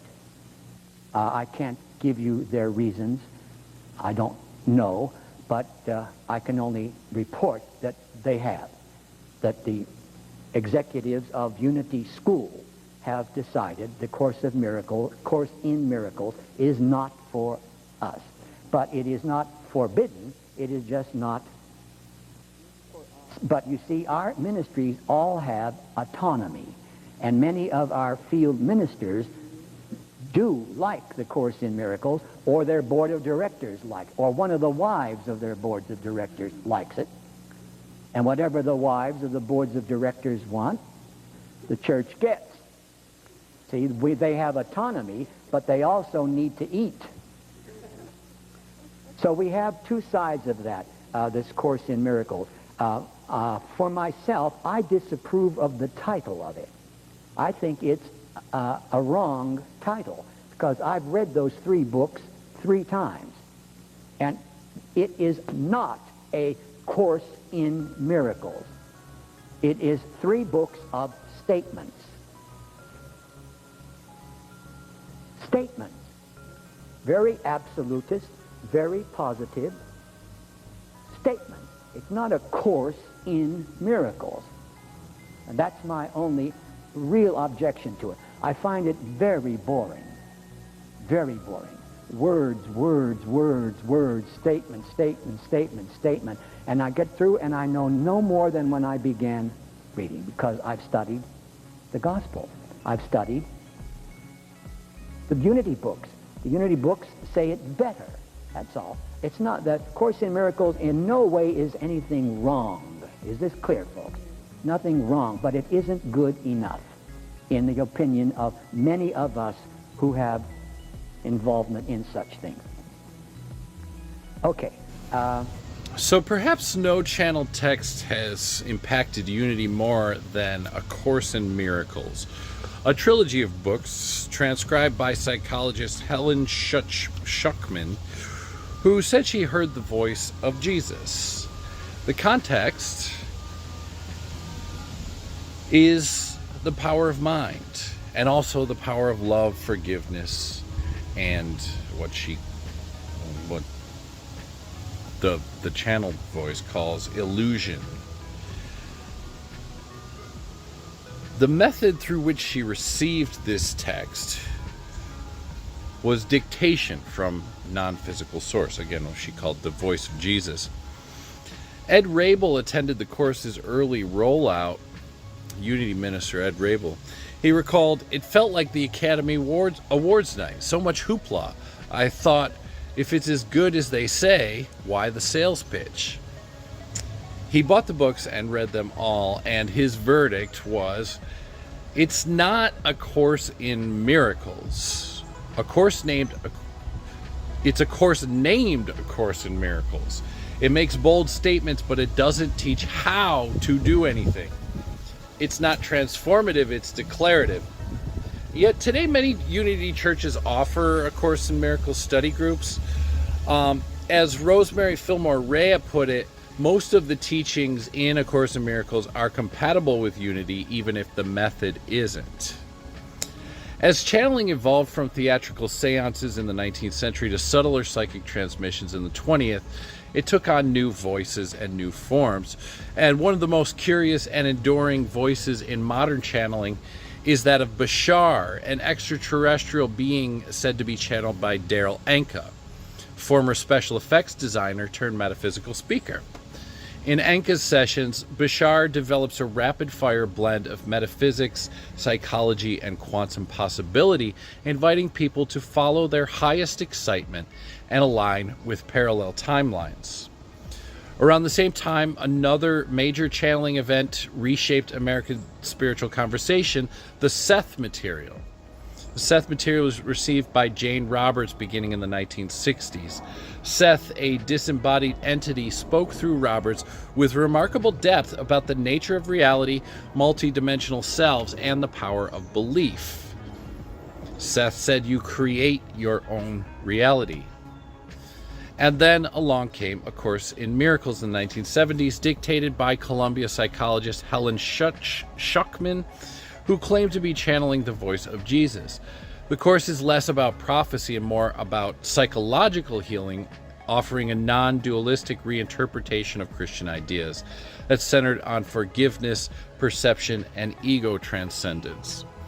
Today, perhaps its most visible interpreter is Marianne Williamson, who brought A Course in Miracles to mainstream audiences through her lectures, books, and even through her presidential campaign. But these modern voices raise questions, especially within Unity and New Thought circles. Are these transmissions spiritual breakthroughs, or are they distractions from the Christ within? Eric Butterworth offers a clear warning. Don't be a window peeper. Don't look for God in phenomena. Begin with the awareness that you are already in God.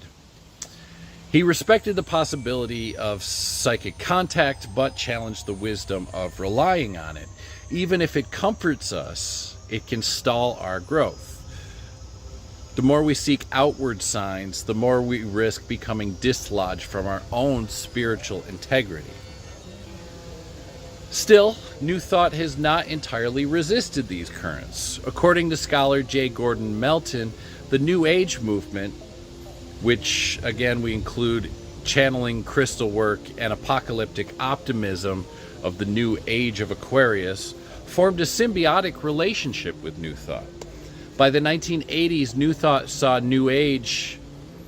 By the 1980s, New Age groups were renting Unity churches and using them for their services.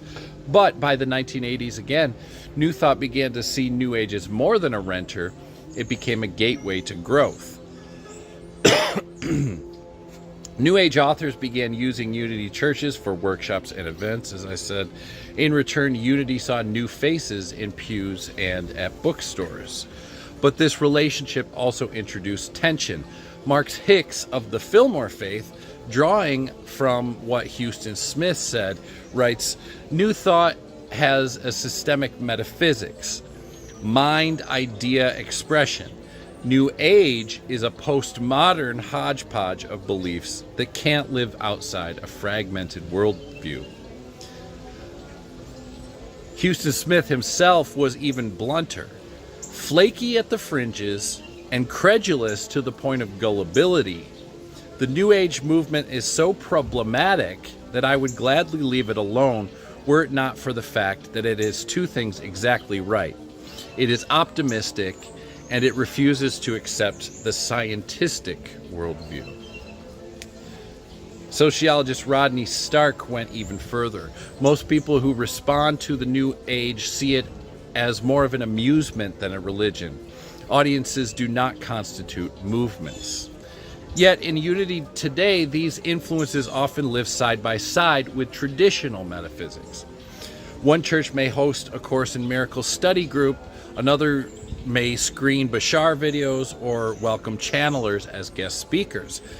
Meanwhile, some ministers resist it all. As one Unity congregant put it, spirituality used to feel practical, now it just feels weird. The tension is not new. Charles Fillmore, Unity's co-founder, was cautious of spiritual gimmickry and intermediaries. As Unity minister Ed Rabel said, some fall into the trap of placing on a pedestal certain gurus, earthly teachers, healers, ministers, and ascended masters. Others place great credence in channeled writings.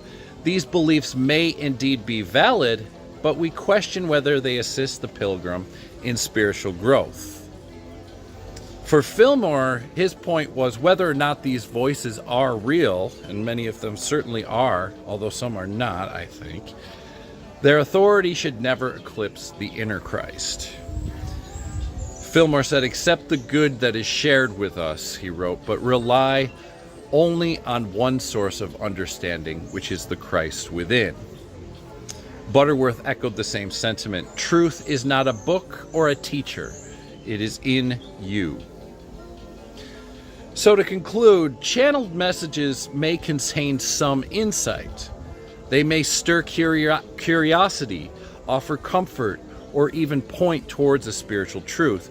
But in New Thought, truth is not determined by the novelty or origin of a message. It's measured by its resonance with the divine presence already alive within each of us. The Christ within is the only true authority, then. That has always been the foundation of New Thought metaphysics from Fillmore to Butterworth, and to today. As the Apostle Paul wrote in his letter to the Corinthians, 2 Corinthians 13:5, do you not realize that Jesus Christ is in you? And as Jesus himself said, is reported by Luke in chapter 17, verse 21, the kingdom of God is within you. This is the essential message. You do not need an intermediary. You do not need an otherworldly messenger. You are already one with the divine mind. Wisdom may come from many sources, but spiritual mastery comes from self-awareness, not spiritual dependency. Even outside of New Thought, voices have warned of the dangers of surrendering discernment to unseen forces. As I mentioned, Dr. Jonathan R. Orton, the spiritualist physician in the 19th century, saw the risk clearly in the case of John Murray Spear, a man, again, widely known for his transcommunications with spirits of the electrizers and the different spirit associations, Benjamin Franklin and Swedenborg and all these people. And again, as I brought up before, Orton respected Spear's intentions, but not his trust. He said, many of the spirits with whom we communicate are just as fond of sport and as willing to run a weak-minded man into the ground as are the same class of persons on this plane. The only safety is for each of us to retain the mastery of himself and to give no more heed to the saying of a spirit than he would his next-door neighbor. Orton's concern was not merely about spirits, it was about the human tendency to hand over our spiritual responsibility to any voice that sounds wise. Again, he warned, it is quite too late in the day for any intelligent spiritualist longer to hold to the opinion that spirits do not purposefully deceive.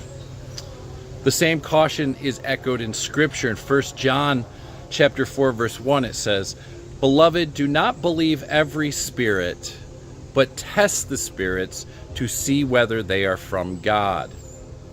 And again, in the words of Jesus in John 10:27, my sheep listen to my voice. I know them and they follow me. The spiritual path is not about collecting messages. It's about listening for the inner voice that already knows.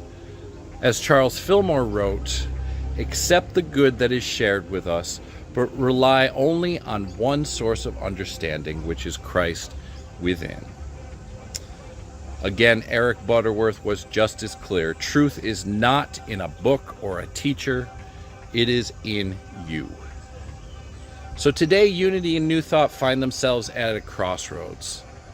But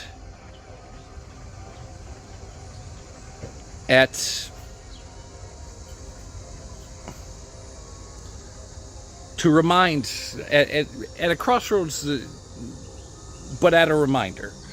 Where does your spiritual center live? Is the voice from beyond or is the voice within? Because the real question is not whether the voice is channeled, but whether it leads you back home to the Christ in you. The election in the United States.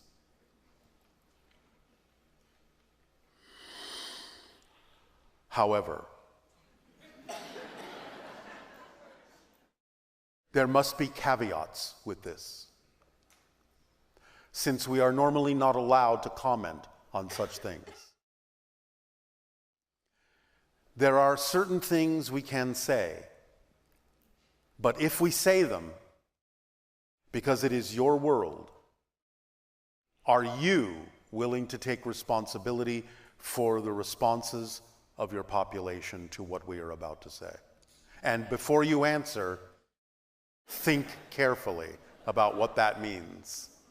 Are you willing to take responsibility for what we are about to say? Be sure the answer is yes. Yes. All right. This is what we are allowed to say.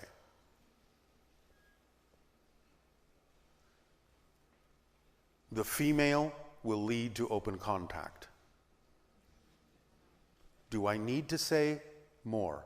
No.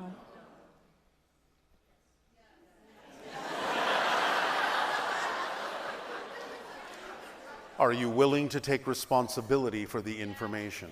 Yes. The mail will lead to the termination of the United States and World War III. End of comment. Okay, 4 months after Sean disappeared, the Akers appeared on the Montel Williams show with self-proclaimed psychic Sylvia Brown. Brown told the distraught parents that Sean was dead and told them in great detail where to search for his body. The guy was dark-skinned, although he wasn't black, he was more Hispanic looking.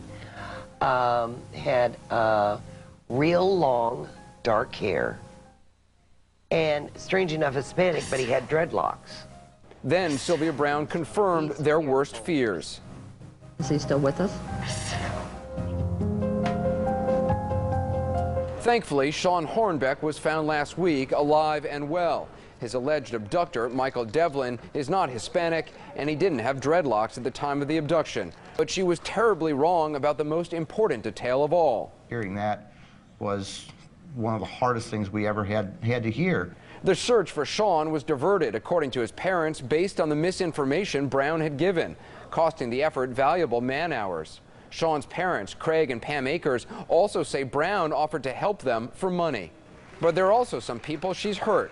For instance, on the Montel Williams show in 1999, Brown shared this information with the grandmother of a missing child named Opal Jo Jennings. She's not dead, but what bothers me.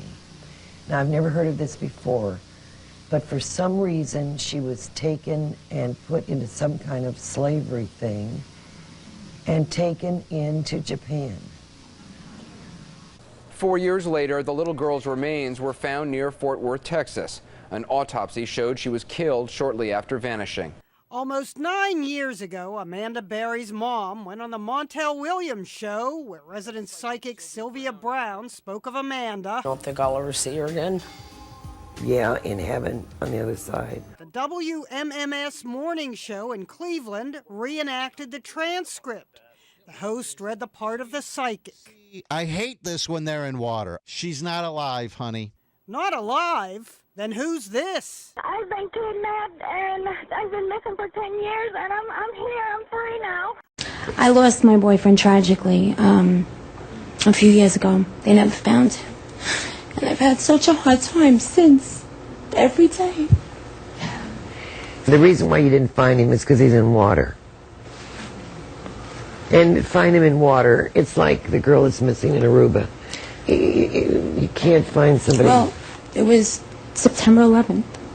There was no, he was a fireman, but there was no, see, I keep seeing him in water.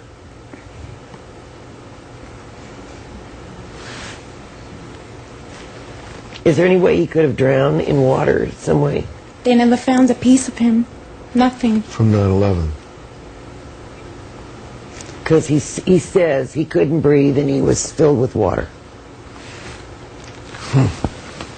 Well, if they were trying to put the fire out, Montel. They could have, yeah.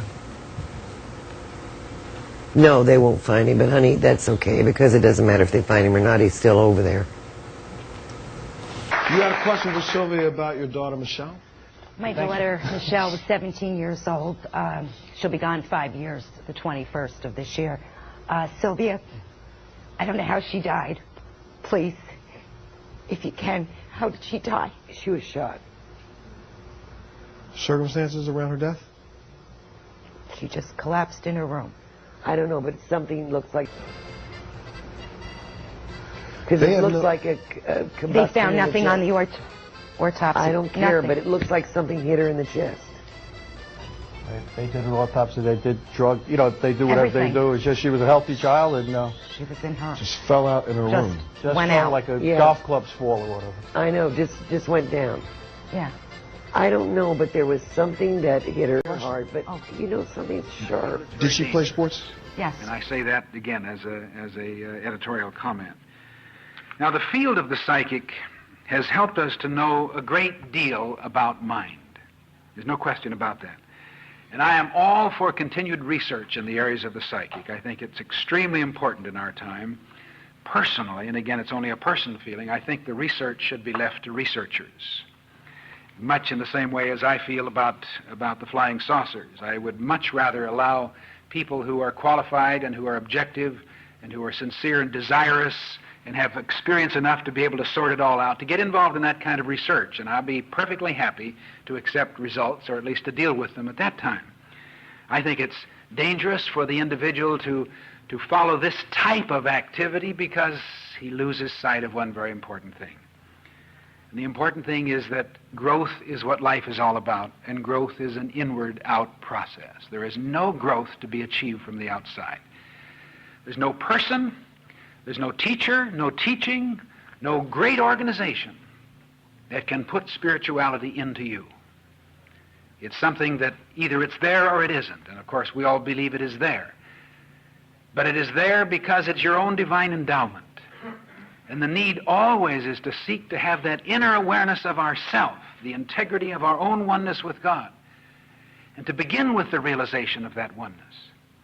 The unfortunate part is there is this tendency out of our sense of inadequacy to be looking forever through windows because we feel like we're on the outside. Many persons who get into psychic involvement are people who would do well to leave it alone. There are many people involved in the psychic who are very qualified to engage in that research. Many folks should leave it alone because they become what I call window peepers. They're forever looking in windows.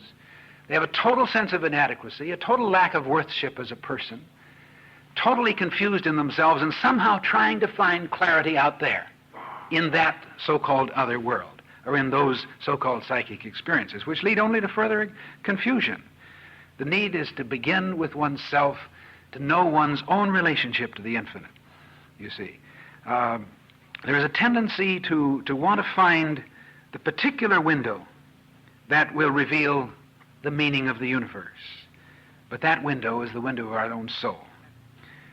We're told that no one has seen God at any time. That's one of the statements of the Scripture. There is a paradoxical comment of Jesus who says, "Blessed are the pure in heart, for they shall see God." Now there's a great contradiction.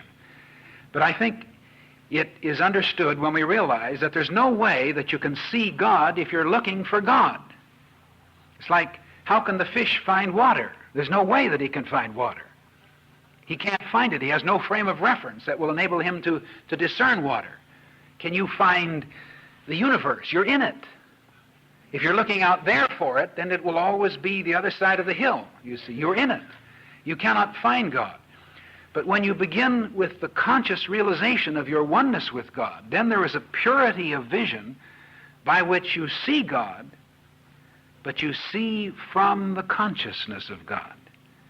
In other words, there is a tendency to try to look at God through phenomena, to try to look at the universe through phenomena, so that the phenomena will give you the idea, the belief, the conviction of the reality of the universe, of the reality of God. But we've got it all backwards. We should look at phenomena through God. Begin with the realization of God. Begin with the realization of oneness, of allness. And out of that realization, then, in a very mature and disciplined sense, we can look at all kinds of phenomena. They don't disturb us. They don't really excite us in the sense of saying, "Oh my God, the whole world has come upside down." We see further extensions of our own consciousness. And in that awareness, we're equipped to deal with the psychic and perhaps to be helped by it, or at least to understand it. But without that awareness, it's very dangerous. Again, that's a personal feeling. Quite often, I recommend to students who ask me, and you haven't asked me, but I'll recommend anyway,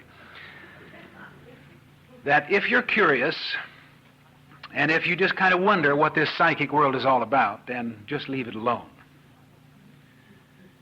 There's no question that one can improve his psychic powers, and there are a lot of people around who advertise how to improve your psychic powers, how to increase your ESP. There's no question that you can. But why do you want to? When actually psychic power, according to someone like Arthur Ford, is an aberration, and it's a problem. It's a millstone around your neck. It creates more problems than you know what to do with normally. There is an attempt, I think, this is a human attempt, to want to get through things as best as possible. And I think maybe we all try to look for shortcuts, for easy ways out.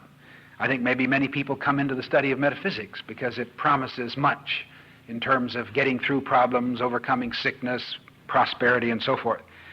So there's an attempt to go through instead of to grow through the experiences. And the challenge of one's looking into the psychic world is that this so often is an unconscious desire to open the petals of the rose before the rose has opened itself through growth. And there is a tendency so often to open up our inner nature, or to open up experiences, to open up revelations, before we really have the consciousness to deal with them properly. It's my feeling that psychic power in terms of the extra senses of man come to us when we're ready to receive them, when we're ready to deal with them. To try to expand or improve our psychic power or develop ESP quite often is an attempt to shortcut. And there's no way you can ever shortcut in the spiritual sense without coming to know want. I'm often asked by many persons, what do I believe about spirit contact? Do you believe it is possible to contact the spirit of your departed mother or whatever? Is it possible? Now, this has always been the question that motivates the researcher. And it's a good question. Is it possible? But there is a philosophic question that is rarely asked, and that is it advisable? From my own personal experience, and as I say, I haven't dabbled a lot in it, I've had enough observation of it, I've seen, witnessed enough to accept without any question, or at least to my satisfaction, that it is possible to have spirit contact with departed ones. I fully admit, and I'm glad to say, that there are an awful lot of people in the field who admit also that there's a lot of fraud involved, and so there's a lot of self-delusion. And one sometimes has a very difficult time sorting it out in his own consciousness to know when he's really getting a message and when he's getting the fulfillment of his own subconscious desires. But I believe it's possible. But on the other hand, I believe it is highly inadvisable. For a lot of reasons. Even if just the realization that my departed mother is out there somewhere and I want to talk to her, if for no other reason than that, I believe that the passing through what we call death is an ongoingness. And whether we believe in reincarnation or constant progression, as the spiritualists would say, I believe that we should loose them and let them go. They must continue on, and any attempt on our part to hold on, to try to receive messages from them, though it may be very fulfilling to us, it's not really as fulfilling as we think. It only continues our instability of grief. But though we may feel personally fulfilled, it can be, and I believe is, very disturbing to the ongoingness of the person. But for other reasons, I think it is dangerous and inadvisable. Because I believe there is a tendency to assume that because a person has passed over to the other side, the words that are so often used, that he thus knows a lot more than we know. As a matter of fact, he may know less. Or at least I doubt very much if he has achieved any great wisdom because he passed on, you see. And to be asking them for guidance and what would you do and so forth actually puts us in a position of losing our own integrity, of losing our own self-confidence, our own self-control, our own self-reverence. And that's dangerous. Much in the same way as a person may lose it by investing all power and authority in a teacher or a teaching or a psychic or a guru or whatever. Ultimately, we must come to know ourselves and to go through the process of progressively letting go dependence upon things and people. And when a person is passed on, it's a very good time to accept the dictum of a greater wisdom in life than our own, that it's time to let go. We may hang on all through life, but it's time to let go. And it can be a blessing if we will let go and move on. There is, I think, an interesting parallel which I would suggest.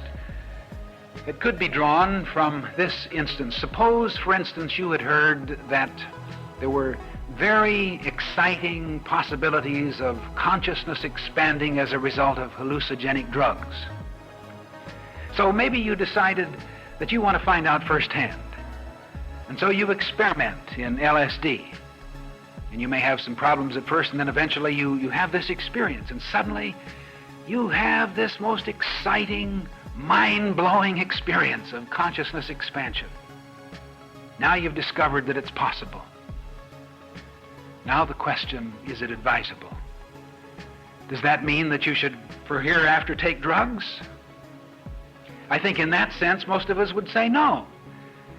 And yet, interestingly enough, much of the research that's gone on in so-called psychic research or spirit mediumistic research has been on the question, is it possible? And so when we find scientists and philosophers and teachers and lay people and everything else saying, yes, I had the experience, it's possible, so then so often the person will say, well, it's possible, so therefore that's where it is. Well, I say, I don't believe it. I don't believe that's where it is. I believe where it is in our own first-hand and immediate experience with the divine flow.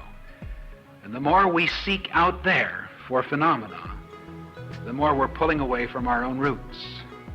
And the more we tend ultimately to become dislodged from our own integral relationship with the infinite process, and whenever we're cut off, we come to no want. There's a great deal of confusion out there. Now, that is in no way to put down psychic research, psychic phenomena, space vehicles, flying saucers, spirit contact, or anything. And I don't want anybody to go away saying that I don't believe it all. I think it's all hocus pocus, because I say it isn't. I believe there's a lot of valid experiences in these fields.